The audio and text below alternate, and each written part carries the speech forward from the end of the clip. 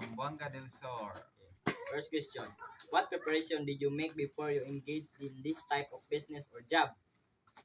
Sa Bisaya pa, unsa nga preparation ang imong nahimo sa wala pa ka kasmusulod kini nga klase sa negosyo o trabaho? Mayong hapon sa tanan or good morning para ugma. Siguro ang akong gihimo nga preparasyon para sa pagsulod sa negosyo, unang-una mangita ta og kanang kapital para mag-start sa atong negosyo. Siguro to sa question number 1. Thank you. Question number 2. What physical skills as characteristic do you have that are related with the business or job? Sa Bisaya, unsa ang mga espesyal nga kahanas o kinayahan ang gusto nimo nga adunay kalabutan sa imong negosyo o trabaho? Siguro sa kahanas, siguro sa pagnegosyo kinahanglan nimo nga kabalo ka mo balanse sa mga butang nga imong gisudlan nga negosyo. Sa kahanas o adunay Kinayahan nga gusto nimo. kinaiyahan. Siguro sa kinaiyahan kinahanglan nga aduna kay kinaiya nga magpasensya, kinaiya nga andam ka mohulat sa imuhang para molambo imuhang negosyo.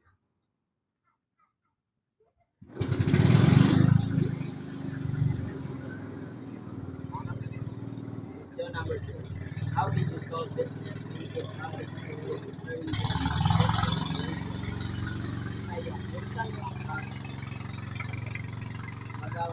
magalbat masulbat ang mga problema nga may kalabutan sa negosyo sa unang mga tuig sa imong operasyon sa negosyo? Siguro sa mga problema kinahanglan masulbad siguro katong mga failure nga niaging tuig. Siguro kung adunay mga kakulangon tong niaging tuig dapat dili na siya buhaton sa karon nga tuig aron usab nga mo lambo pa imong negosyo. Moro to. Question number 4. Did you follow the tips from the successful businessman or practitioner before you engage in your business?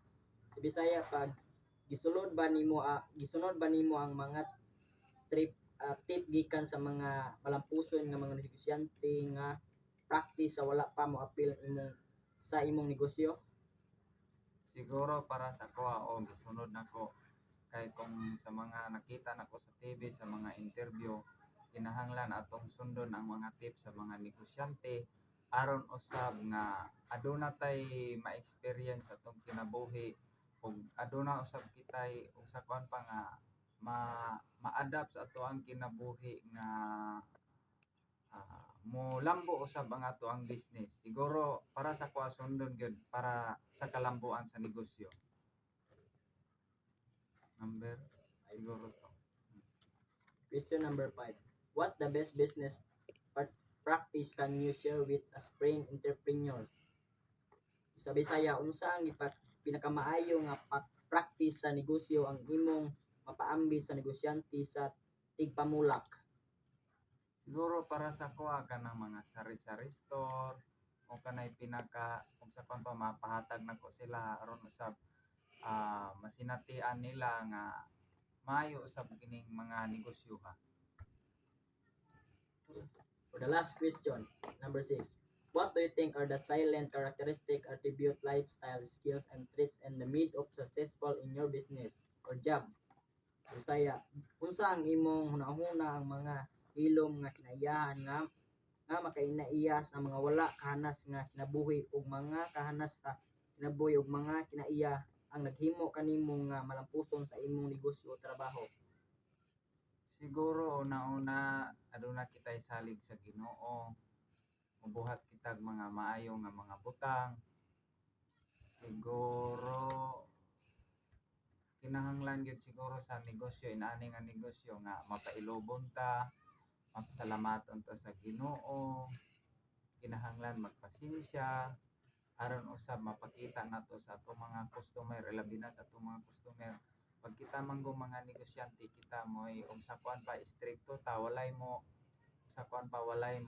duol sa ato nga mga customer siguro para sa ko mapailobon patas-on gid ang atong pailob aron usab nga mulambo gyud ang negosyo ug ilabi na nga magpasalamat kita sa Ginoo ilabi na sa tanan.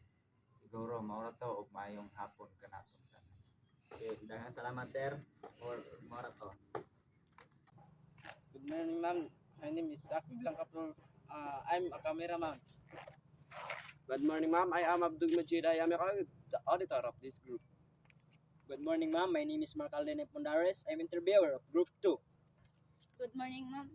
I am Angelica Laharamandares, writer for Group 2. And once again, thank you for watching.